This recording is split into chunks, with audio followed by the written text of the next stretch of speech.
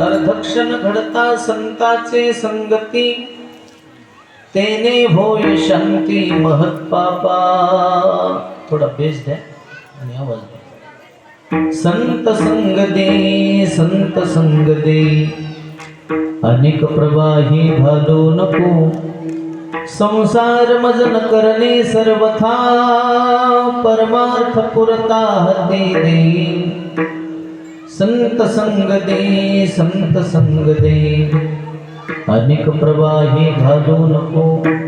जनार्दनाचा एका करुणा वचनी, जनार्दनाचा एका करुणा वचनी, करीवी नवनी पाया पासी. संत संग दे, संत संग दे, अनेक प्रवाही घालू नको. युक्त प्रमेश मम वाचमिमां प्रसुप्ता, संजीवयत्यखिल शक्तिधर स्वधाम्ना. अन्यांश हस्तचरण श्रवणत्वगादिन, प्राणार्णमो भगवते पुरुषाय तुभ्यं.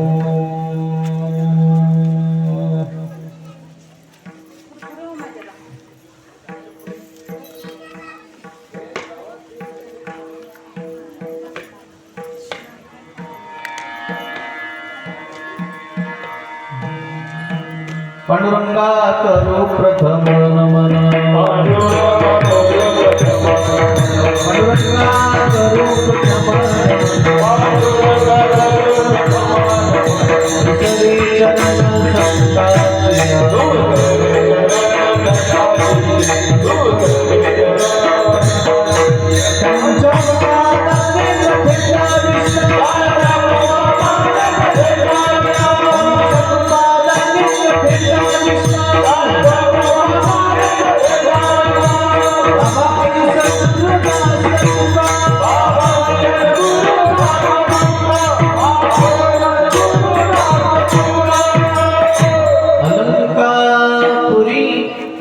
रम्यसिंहासनस्थं पदं भोज तेजस्फुरद्दिक्प्रदेशं. विधीन्द्रादिदेवैः सदा स्तूयमानो.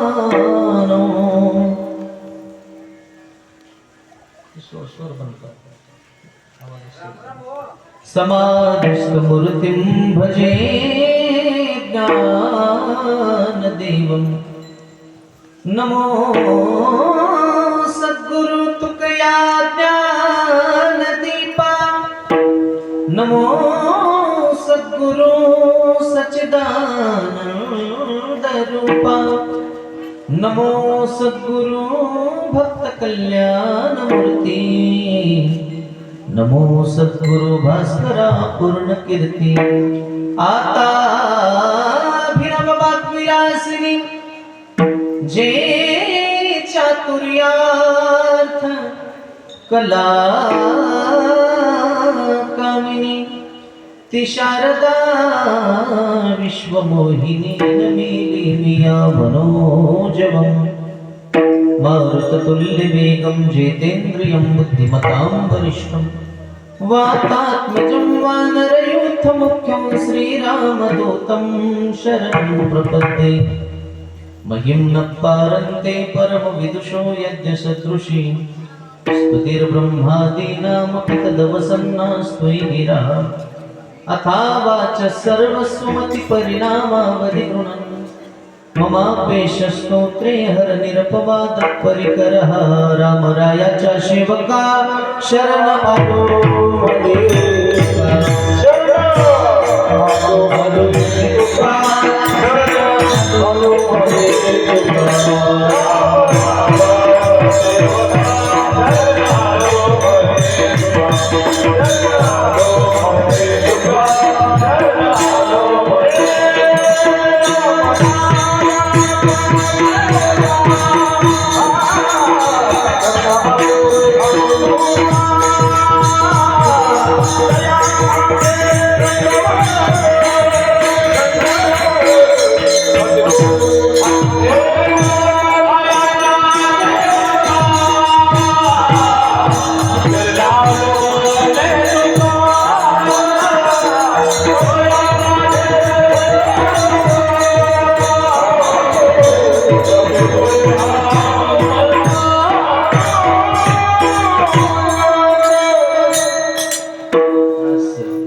अर्धक्षण घडता संताचे संगती तेने होय शांती महत्पापा संत संगती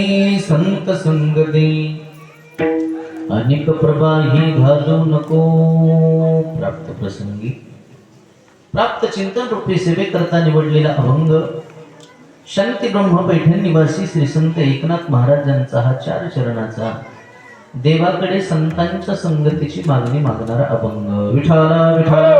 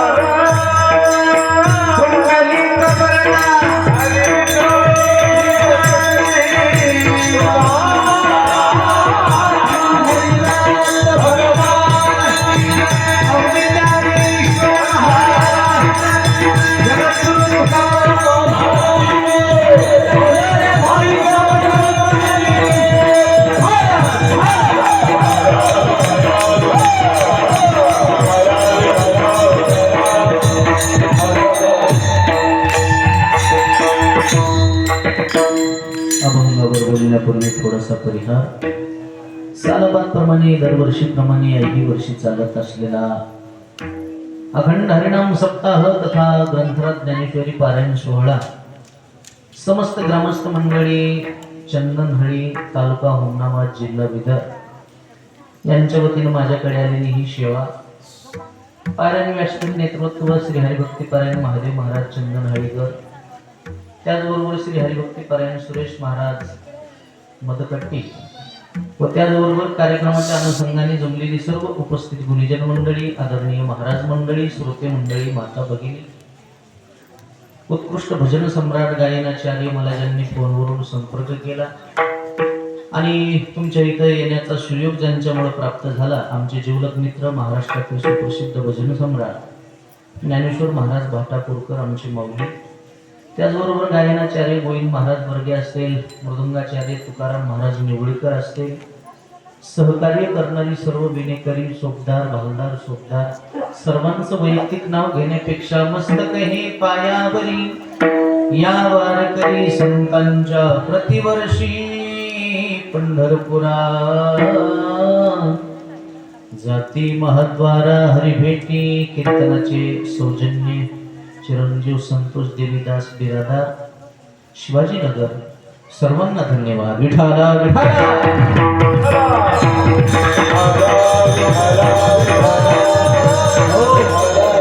माझ्या बरोबर आलेले हरिभाऊ महाराज असतील, सर्वांना नारदाच्या गादीवरून वंदन करतो. मस्तक हे पायावरी या वारकरी संतांच्या. विठाला विठाला. या अभंगातून नाथ बाबा, थोडा विको कमी करा, नाथ बाबा या अभंगातून सांगतात, बाबा रे मला संतांची संगती पाहिजे. आता संत कोणाला म्हणायचं? संतांची व्याख्या काय? संत त्याला म्हणतात महाराज ज्यानं जगाचा संबंध तोडला आणि देवाशी संबंध जोडला. जोपर्यंत जगाचा संबंध तोडीत नाही तोपर्यंत देवाशी संबंध जोडू शकत नाही. तुम्ही आम्ही देवाची आठवण करीत नाही तसं नाही, करतो, पण कधी दुःख आल्याच्या नंतर. अंगाला आला ताप, देवा तू माझा बाप. अंगाचा गेला ताप, तुझ्या बापाचा मी. अशी भक्ती चालत नाही. कबीरदास महाराज म्हणले, दुख में सुमिरन सब करे, सुख में करे ना कोई. जो सुख में सुमिरन करे, दुख काहे को होए कबीरा, दुख काहे को होय. दुःख आल्याच्या नंतर सगळेच लोक देवाची आठवण करते, सुख आल्याच्या नंतर नेमकं देवाला विसरून जाते. महाराज म्हणले, खरी आठवण सुखात करा, तुमच्या जीवनामध्ये कधी दुःख येणार नाही. विठाला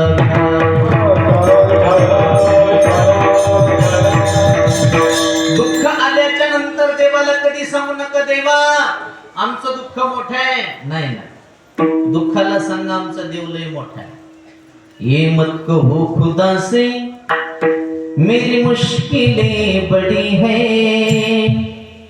इन मुश्किलों से कह दो मेरा खुदा बड़ा है. आती है आंधी या तो कर उनका खैर मकदम, तूफान से तू लड़ ले, खुदा ने तुझे गढ़ा है. ये मत कहो खुदा से मेरी मुश्किलें बड़ी हैं, इन मुश्किलों से कह दो मेरा खुदा बड़ा है. त्या देवाला सांगा आमचं दुःख, त्या दुःखाला सांगा आमचा देव लय मोठा आहे. म्हणून आपल्या जीवनातलं सुख दुःख आपण देवाला सांगितलं पाहिजे. कोणाला सांगितलं पाहिजे?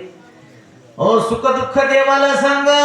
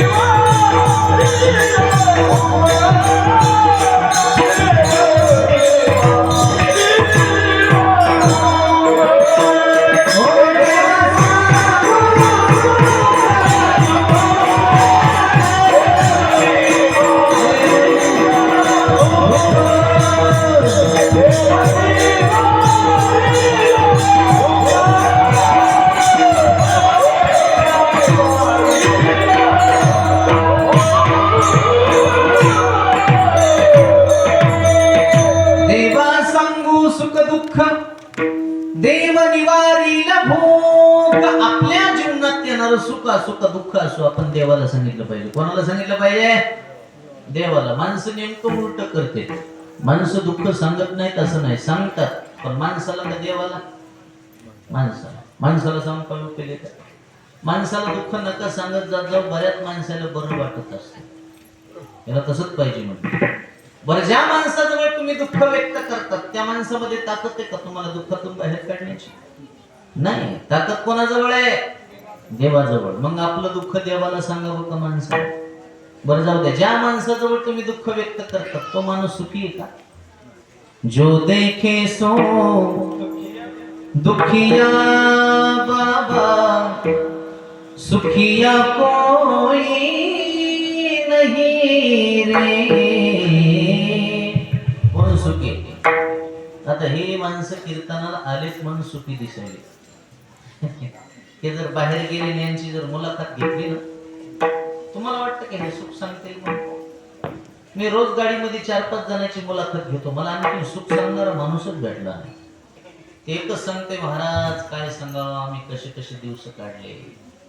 रात्रीचा दिवस केला, दिवसाची हाडाचे रक्ताचं पाठ आहे तुम्हाला मी सांगतो. प्रत्येकच माणूस हेच सांगते. म्हणून ज्ञानोबराची कोणी मृत्यू लोकी सुखाची कहाणी ऐकी जाईल कवनाचे श्रवणी, कैसी सुख निद्रा अंथरुणी इंगळाच्या. सुख सोडून द्या. या मृत्यू लोकामध्ये सुखाची गोष्ट सुद्धा असू शकत नाही. विठाला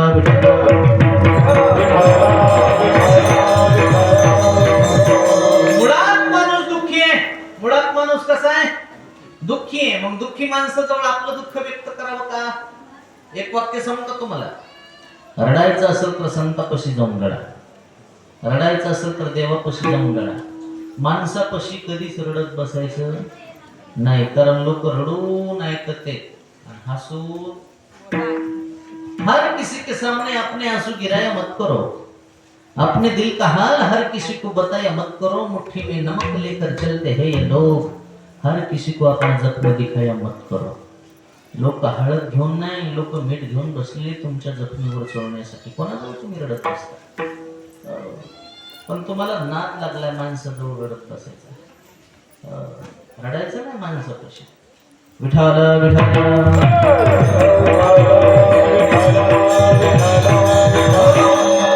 शेजाऱ्यापाशी नाही रडत बसायचं. एखादी बाई सुनाचं घराणं आपल्या शेजारणीला सांगते, सखूबाई आमची सून लय दाढ आहे.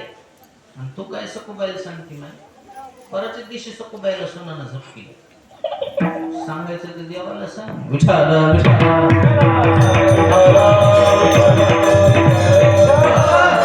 मी तर या मताचा आहे, संत आणि भगवंत सोडून कोणाला मानायचं?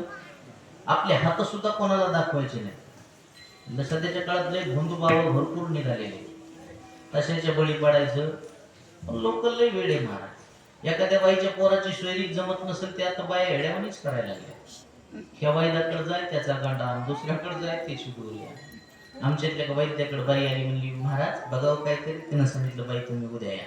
नाही हो महाराज बघा बघा, तुम्हाला सांगितलं ना उद्या या. उद्या येताना निसते नका, पोराची कुंडली घेऊन या. लगेच दुसऱ्या दिवशी बाई हजर. महाराज बघा काहीतरी. महाराज म्हणले या नाही का कुंडली. महाराज म्हणले बाई तुमच्या नवऱ्याचं नाव तुकाराम आहे. अगदी बरोबर आहे. 2 पोर आहेत. अगदी बरोबर आहे. 3 पोरी आहेत. अगदी बरोबर आहे. काल तुम्ही दुकानातून 25 किलो तांदूळ आणले. मग बाईने पायच धरले. बाई म्हणली मॅम महाराज लय महाराज पाहिले, तुमच्यासारखा महाराज नाही पाहिले. किती पोरण किती पोरी ते द्या सोडून मी तांदूळ आणले हे मी तुम्हाला कळालं. 50 किलो गहू आणले.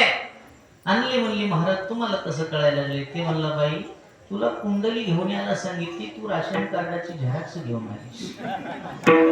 तुला आता हे नाही तर काय सांग. हेच आहे तुझ्या घराचं भूगोल, इतिहास, नागरिकशास्त्र. ते रस्त्याच्या कडेला बसलेले पोपट कोणचे असतात बघा, ते ह्याच्यापेक्षा गेलेले. त्याला एक दिवशी गिरायकच नाही सापडलं. ते म्हणलं राघव आज तू मेरे नाम की चिठ्ठी निकाल, मुझे गिरायक क्यों ना गेला. त्यानं काढली चिठ्ठी. त्याच्यावर लिहिलेलं होतं कुछ काम धंदा कर, अपना पेट भर, लोगों को फसाना बंद कर विठाला.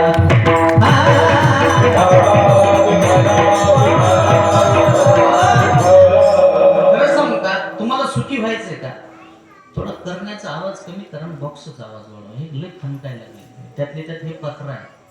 विठाला विठाला.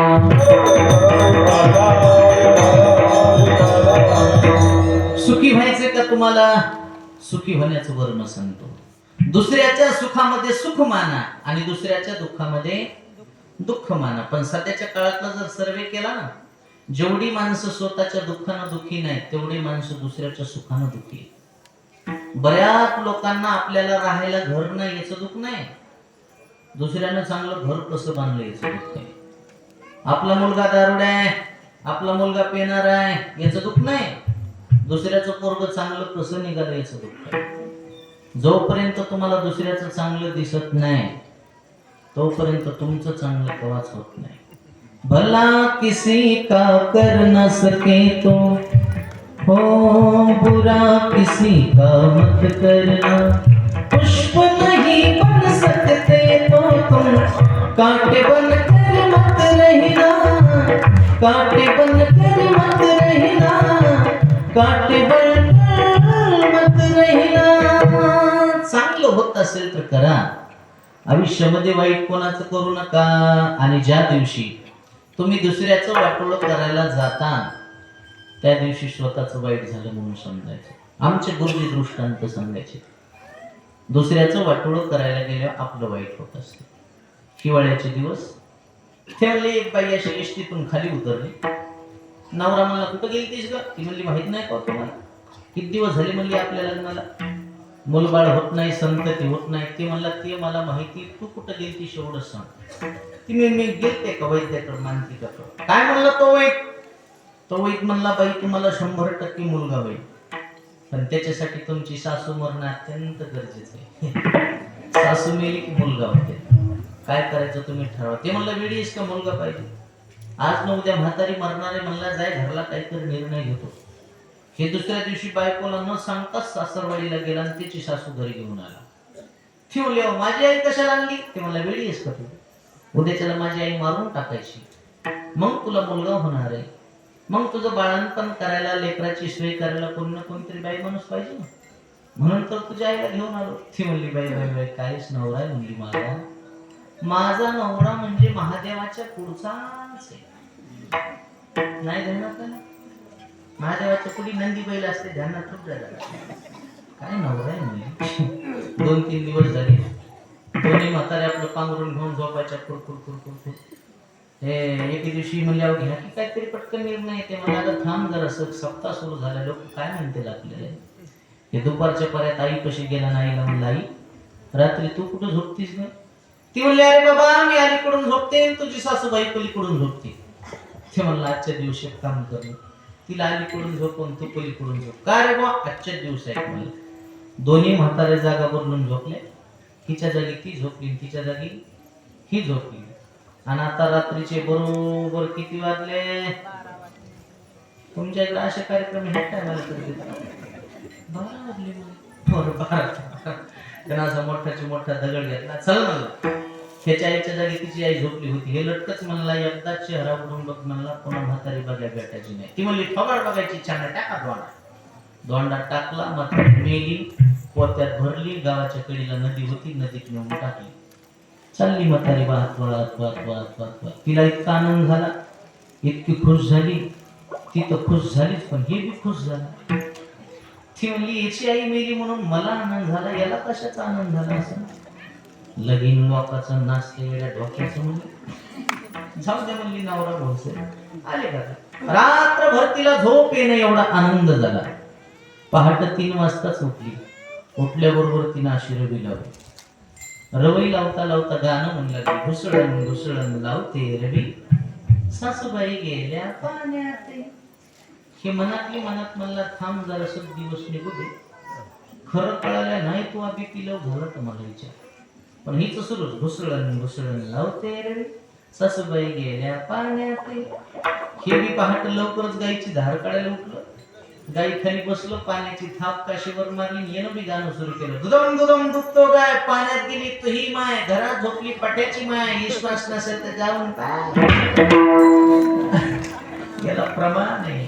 अनिकाच्या घाते मानिता संतोष, सुख दुःख दोष अंगाला लागे, सुख दुःख दोष अंगाला.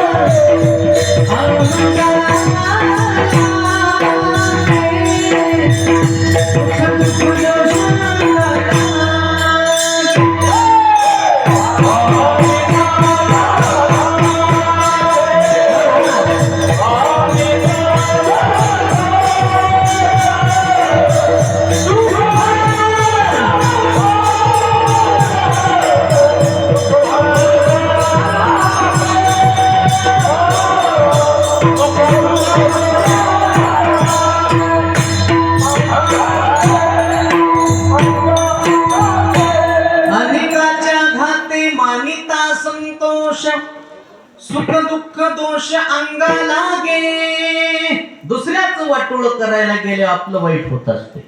करता आलं तर चांगलं करा, वाईट कोणाचं करू नका. म्हणून संत त्याला म्हणतात, तुका म्हणे सुख पराविया सुखे, अमृत हे मुखे सर्वतसे, सत्य बोले मुखे, दुखवी अनेकांच्या दुःखे. म्हणून त्या संतासाठी ते वेडा झाला, वेडा झाला, वेडा झाला, लालचावला भक्तीसी. ज्या सुखा कारणे देव वेडावला, वैकुंठ सोडोनी संत सदने राहिला. देव वैकुंठ सोडोनी संत सदने राहिला.